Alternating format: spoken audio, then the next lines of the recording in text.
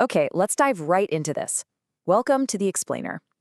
If you've ever wondered how some tech teams manage to pull off literal superhuman feats, while others are just completely bogged down trying to keep the lights on, well, today is for you. We're breaking down the anatomy of what separates good software engineers from the absolute titans of the industry. We're looking at the foundations of the Type 1 engineer. Trust me, it's a mindset and a skill set that is going to completely change how you view technical expertise. 57. Think about that number for a second. In the grand scheme of the tech world, where major corporations employ literally tens of thousands of developers, 57 is basically a rounding error, right? You could fit this entire group onto a single bus. Yet this was the exact headcount of the WhatsApp engineering team during their most explosive phase of growth. We're talking about a hyper-focused, unbelievably lean team of just 57 people keeping a massive, global infrastructure alive. Now contrast that with 42 billion. Those exact same 57 engineers successfully handled 42 billion messages every single day.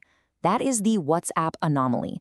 Billions of text messages, images, and voice notes flying across the globe in real time, reliably, day in and day out, all supported by a team so incredibly small they could all know each other by their first names. I mean, how on earth does a group that small support a global infrastructure that massive without the whole thing just constantly crashing under the immense pressure? So that brings us to the core mystery here, the WhatsApp anomaly, and seeing deep knowledge in action. Now, what's really interesting about this is it forces us to ask what actually distinguishes a Type 1 engineer from a Type 2. When you look at the entire tech landscape, why do some engineers just kind of blend into the background, endlessly fixing minor bugs and wrestling with simple deployments, while others are out there building 42 billion message a day juggernauts? Is it just years of experience? Is it raw IQ? Or is it just knowing the trendiest new framework? To answer that, we really need to look at two distinct career paths in software engineering: operating machines versus building tools. Think of the Type 2 engineer as a boilerplate programmer. They rely really heavily on surface-level tool familiarity. They memorize specific, high-level languages and frameworks. In our metaphor, they're essentially machine operators. They know exactly which buttons to push to get a specific, predictable result. But if the machine breaks, or say if the load scales to 42 billion requests and the machine literally starts smoking, they have no idea how to open it up and fix the inner gears. Now, contrast that with the Type 1 engineer, the true computer scientist. These folks possess a profound depth of foundational knowledge. Because they actually understand the underlying architectures of the systems they use, they aren't just operating the machines, they're the tool creators. Knowing only specific programming languages kind of just makes you a replaceable operator, but possessing that deep foundational knowledge, that makes you an irreplaceable architect. So the crucial point is this: a Type 1 engineer is a specialized expert who understands underlying system architectures and algorithms, rooted in foundational computer science rather than superficial coding skills. It's absolutely not about what language is trending today or what framework is generating the most buzz online. No, it's about the timeless mathematical principles of how computers actually process, store, and transmit information. That kind of deep foundational expertise is the exact requirement you need to pull off something like the WhatsApp anomaly. Okay, quick question for you. True or false? Computer science is just about learning a specific programming language. Based on this whole depth versus surface level concept we just talked about, what's your take? If you guessed false, you're absolutely right. Engineering excellence goes way, way beyond just memorizing syntax. Because guess what?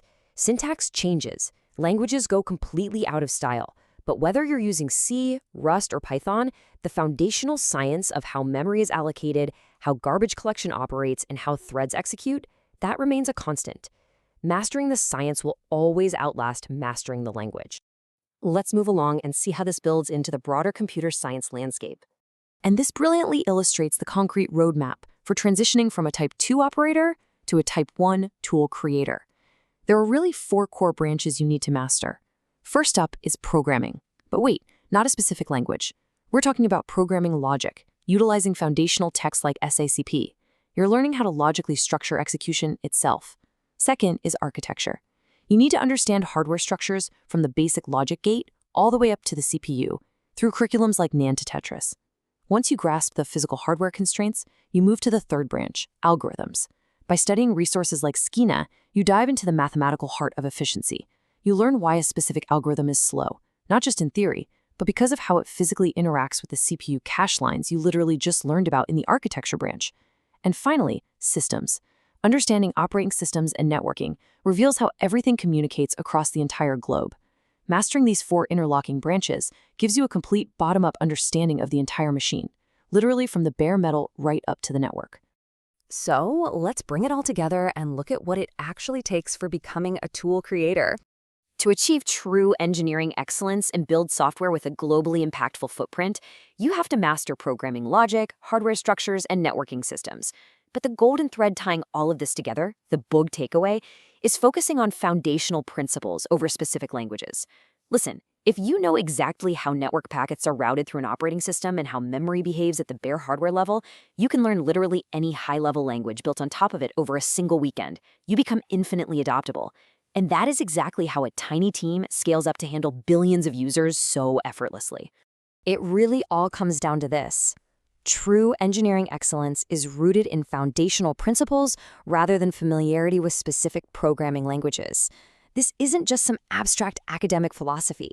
It's the exact secret sauce that allowed a mere 57 people to move 42 billion messages a day without even breaking a sweat. They didn't just know how to code. They fundamentally knew how computers worked.